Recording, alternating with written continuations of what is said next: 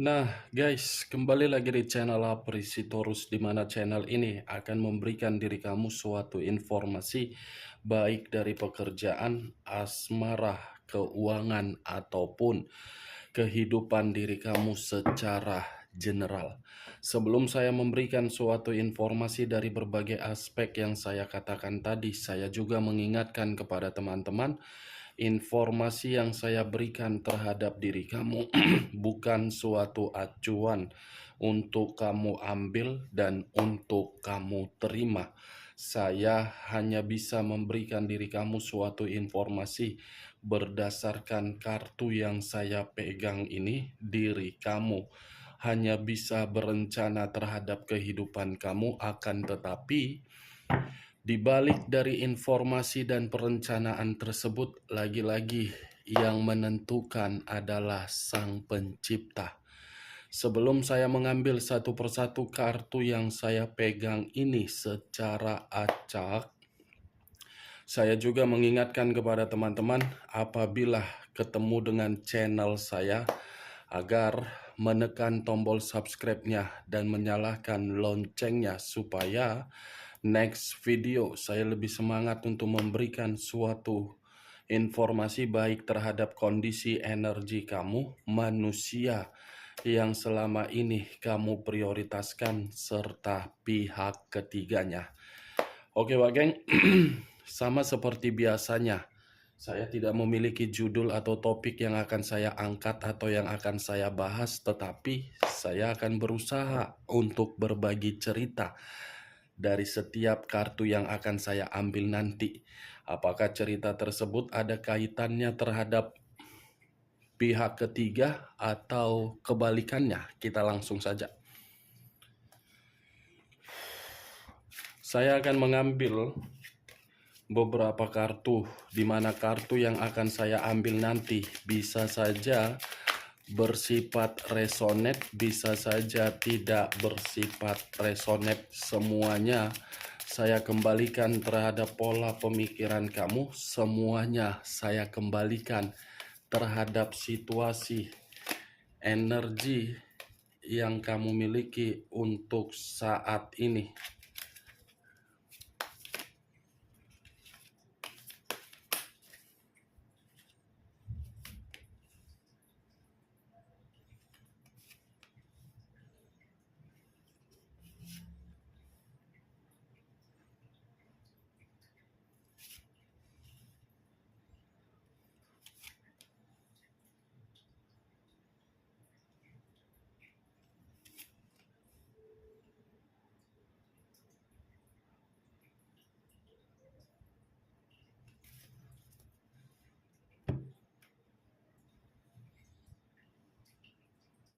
Nah, guys, di depan saya ini sudah ada beberapa kartu yang sudah saya ambil secara acak satu persatu dari tumpukan kartu yang saya pegang tadi. Apakah informasi atau cerita di balik dari kartu yang ada di depan saya ini akan memberikan suatu gambaran yang positif atau kebalikannya? Kita langsung terhadap kartu pertama. Muncul kartu ini. Sekali lagi saya mengatakan, muncul kartu yang saya pegang ini, di mana kemunculan kartu yang saya pegang ini seperti memberikan suatu isyarat atau berbicara terhadap kondisi satu energi, yang dimana kondisi energi tersebut untuk saat ini saya melihat dan saya merasakan sepertinya ada satu bentuk pergerakan, tetapi bentuk pergerakan ini berasal dari kondisi di masa lalu. Suatu kondisi di masa lalu yang dimana kondisi tersebut saya kategorikan suatu mencekik. Mencekik dalam arti apa? Permainan perasaan. Saya mengakui secara formalitas memang ada ikatan secara komitmen. Tetapi komitmen itu bukan berarti memberikan suatu kebahagiaan, malah memberikan suatu dampak negatif. Dampak negatif inilah yang saya kategorikan kondisi mencekik, sangat sulit untuk berkembang, sangat sulit untuk mendapatkan yang namanya kebebasan. Kalau saya mencoba untuk mengarahkan kartu yang saya pegang ini terhadap posisi energi yang dimiliki oleh pihak lain atau orang lain, serta mengesampingkan satu energi yang saya katakan tadi, bisa saja kartu yang saya pegang ini secara tidak langsung menjelaskan bagaimana karakter yang dimiliki oleh pihak lain, di mana karakter tersebut bukan untuk membimbing, bukan untuk mengarahkan, dan bukan untuk memberikan sesuatu hal yang bisa untuk dibanggakan. Justru yang diberikan seperti apa? Mengunci dalam satu tempat agar tempat tersebut memberikan suatu luka. Apa yang barusan saya katakan bisa saja mengarah terhadap posisi energi kamu, dan apa yang barusan saya katakan bisa saja mengarah terhadap manusia tersebut. Akan tetapi, sebelum saya memberikan suatu informasi terhadap kemunculan kartu yang saya pegang ini, terlebih dahulu saya akan mengarah terhadap diri kamu sebelum saya mengarah terhadap manusia tersebut. Sebelum saya mengarah terhadap manusia itu, terlebih dahulu saya akan mengarah terhadap diri kamu.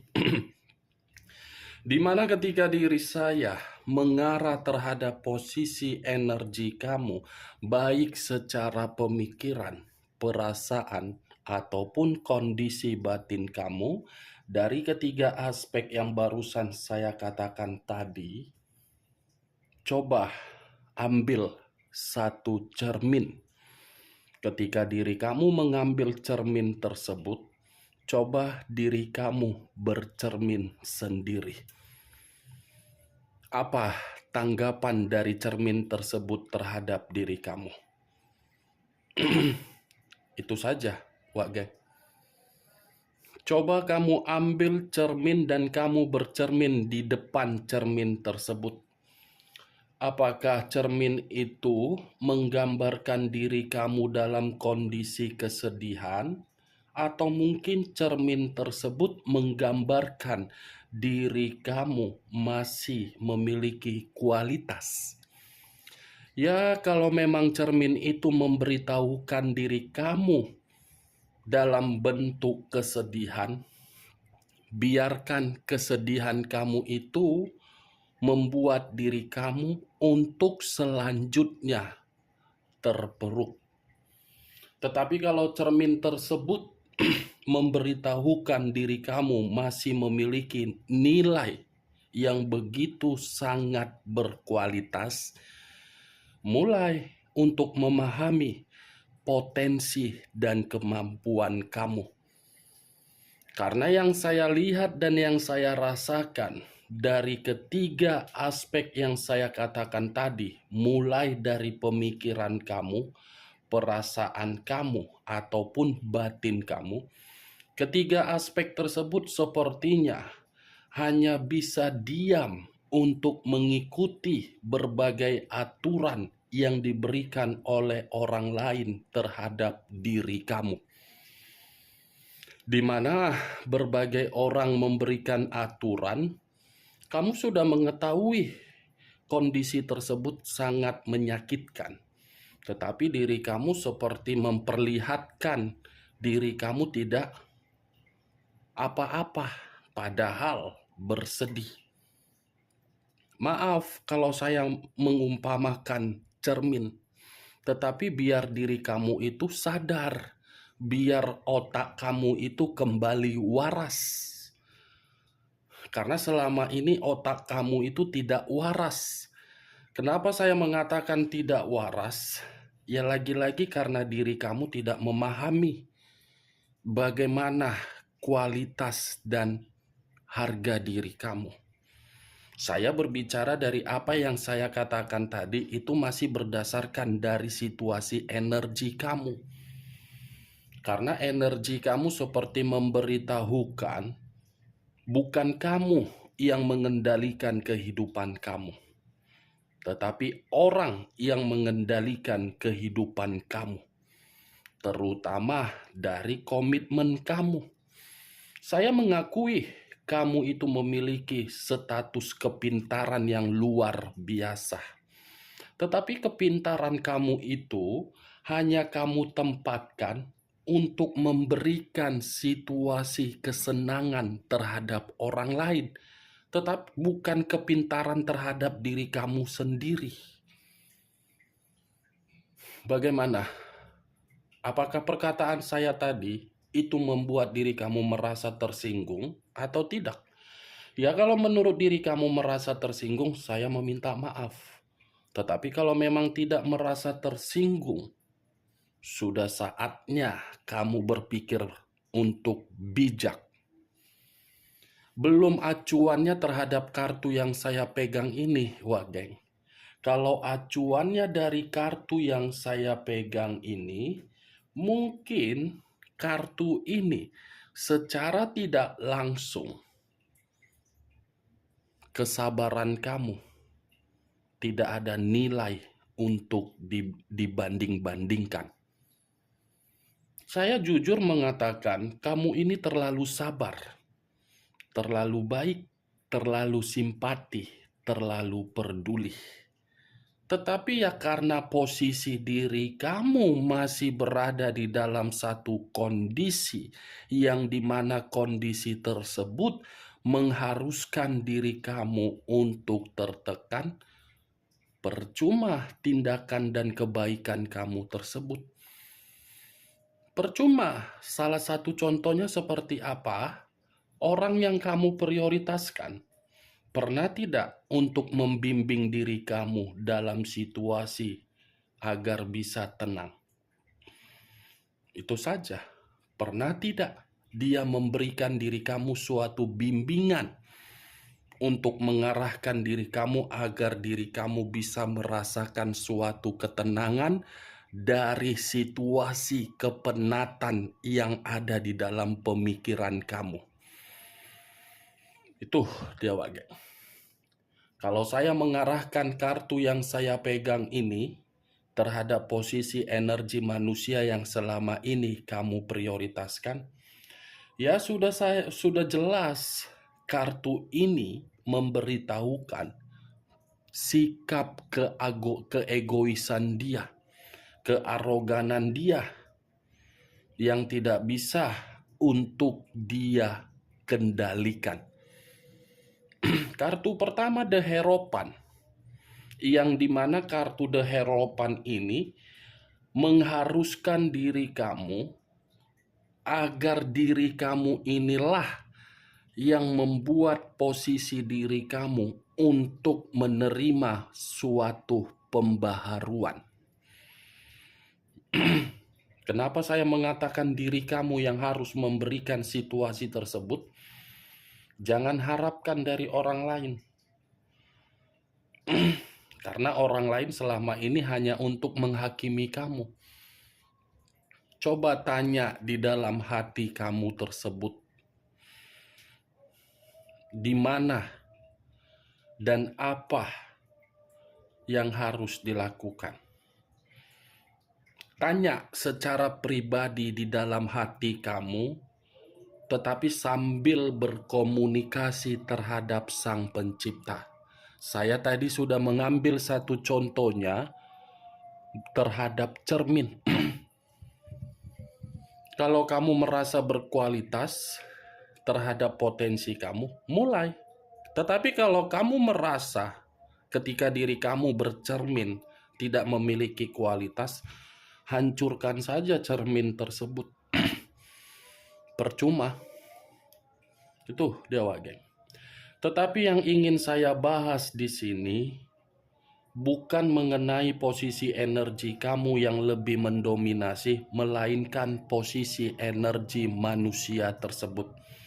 Karena di balik dari kata the Hierophant ini ada kondisi batin yang sedang menjerit. Yang dimana kondisi batin menjerit ini seperti mencoba untuk bergerak cepat, meyakinkan terhadap situasi di masa lalu, tetapi pergerakan di masa lalu tersebut tidak mengiyakan koneksi dari batin yang menjerit tersebut. Nih, Dewa Geng. Ini kondisi batin. Saya tidak tahu kalau saya mengkaitkan terhadap manusia tersebut, bisa saja jeritan batin itu dari manusia itu, yang dimana manusia itu membutuhkan diri kamu agar diri kamu bisa menolong diri dia. Muncul kartu The High of Priestess. Kartu pertama pendeta laki-laki, kartu kedua pendeta perempuan. Sama-sama berbicara mengenai pendeta. Secara tidak langsung, kata pendeta ini antara batin dan jiwa spiritual sedang bermasalah. Ada batin yang menangis, tetapi batin ini menangis seperti menginginkan diri kamu agar bisa membebaskan kebodohan yang dia lakukan ketika meninggalkan diri kamu. Ada batin yang menjerit seperti orang yang meminta tolong, bantu saya di sini tidak nyaman, saya di sini tidak baik-baik saja, saya di sini merasa dikendalikan, saya di sini banyak permasalahan. Nih, Dewa Geng. Ini kamu, ini dia. Ini kamu, ini dia. Pendeta laki-laki, pendeta perempuan. Sudah jelas kan? Batin yang menjerit. Muncul kartu The Tower. Unsur tanah berlambangkan 3 zodiak, Capricorn, Taurus, dan Virgo. Kalau saya mencoba untuk mengesampingkan ketiga zodiak yang saya katakan tadi, kata The Tower ini kehancuran. Kehancuran dalam segi apa? Batin. Itu yang saya katakan tadi, Wageng. Yang saya katakan tadi dibenarkan oleh kartu selanjutnya. Batin yang menjerit jelas batin dia lagi hancur. Yang dimana batin ini seperti sedang menerima suatu resiko dari seluruh kebebasan. Tetapi kebebasan yang dinikmati hanya untuk dikendalikan oleh berbagai orang di luaran sana. Ini dia Wageng. The Tower. Kehancuran. Perubahan yang di luar dari dugaan. Keterpurukan. Ketakutan. Kegelisahan.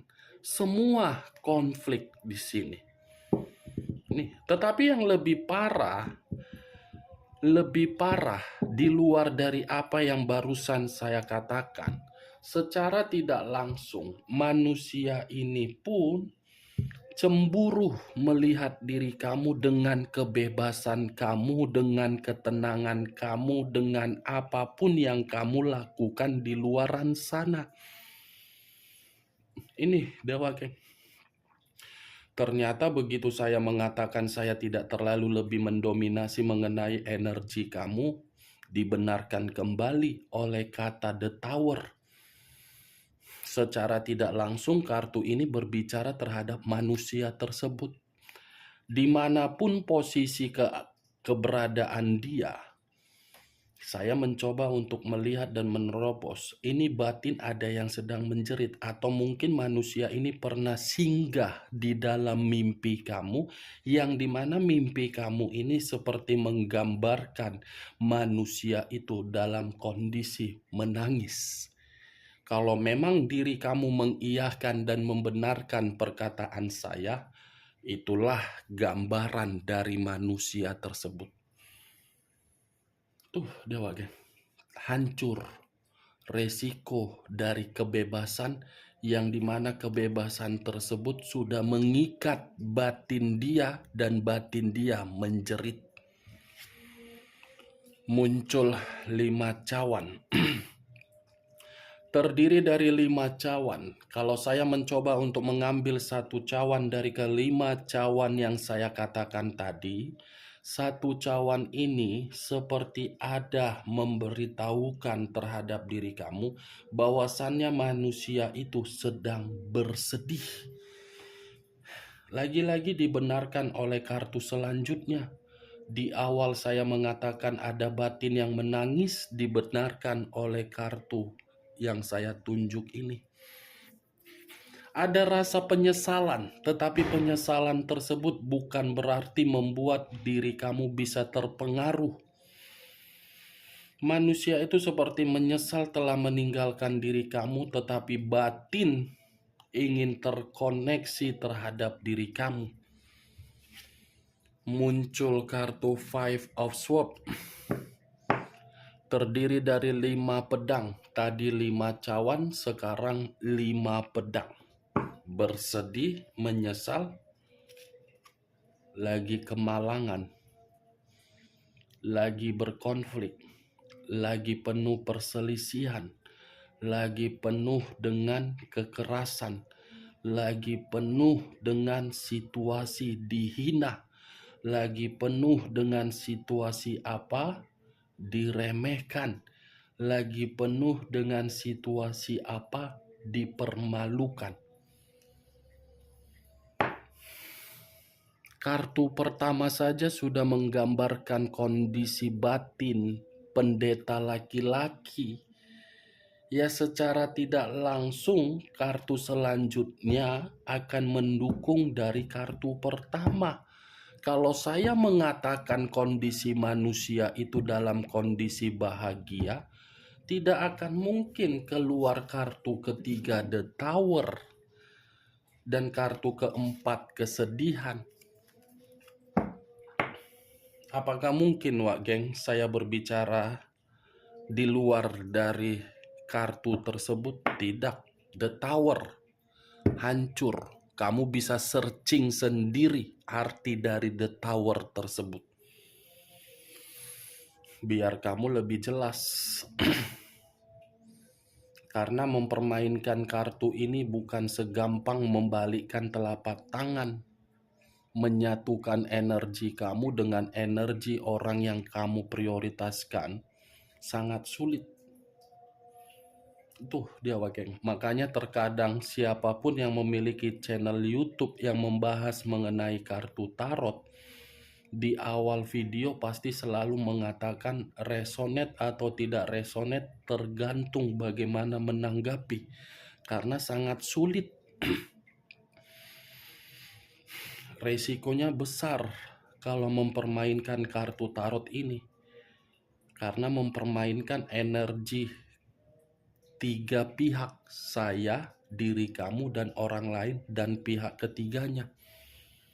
Karena satu kartu ini banyak artinya, berjuta-juta arti, berjuta-juta perkataan, berjuta-juta kalimat. Tergantung dari kartu pertama yang dibuka. Ini dia Wak geng, batin yang sedang kemalangan, batin yang masih menjerit, saya membutuhkan diri kamu. Saya berbicara seperti ini bukan dalam arti saya memberikan diri kamu suatu sugesti Wak geng, tetapi inilah penglihatan saya. Muncul kartu Page of Pentacles. Sekali lagi saya mengatakan muncul kartu Page of Pentacles, terdiri dari satu koin. Kalau koin ini saya tarik seperti menggambarkan situasinya manusia itu benar-benar sedang membutuhkan pertolongan kamu. Titik. Sangat membutuhkan pertolongan kamu. Itu dia Wak geng. Oke Wak geng. Hanya itu yang bisa saya berikan informasinya terhadap diri kamu dari berbagai kartu yang saya ambil tadi. Sebelum saya menutup perkataan saya, sekali lagi saya mengingatkan, anggap perkataan saya ini sebagai perkataan menggibah. Kalau berfaedah, angkat. Kalau tidak berfaedah, tidak usah angkat. Sekian dulu informasinya. Salam kartu tarot, salam zodiak.